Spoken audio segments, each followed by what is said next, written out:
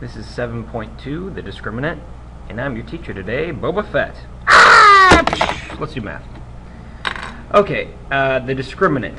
That's how you pronounce that big old looking word. And what is the discriminant? The discriminant is one part of the quadratic formula. Remember, we just did the thing on the quadratic formula. It's a big old thing with A, B's, and C's everywhere. So the discriminant is one small portion of that, and it's the part that's underneath the square root. Not including the square root, just underneath it.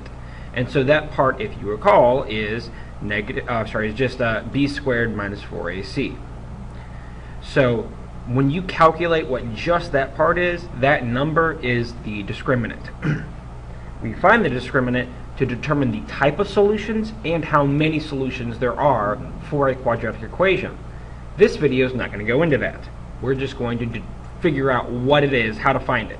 And then in class tomorrow, we'll actually explore what it all means. So here's an example. Regular quadratic, we want to find the discriminant. So of course you have to identify A, B, and C. And we're going to plug in b squared minus 4ac. So b is 6. 6 squared. It's always good to put parentheses around your b in case it's negative. 6 squared minus 4 times 3 times negative 9. Multiply all this together and square it and whatnot. 6 squared is 36. Let's see here. And I can tell that because I've got a double negative going on in here, this is going to be a plus. It's always good to do that first. And then let me think. That's 12, and 12 times 9 is 108. 108, I think. And then add that together, you get 144, I believe. Is that right? Let me double check. 36. That's 4 times 3 times negative 9. Yep, 144. Okay. Alright, so then the discriminant is 144. And currently that doesn't mean much of anything right now, but it doesn't have to yet. We're just figuring out what the number is.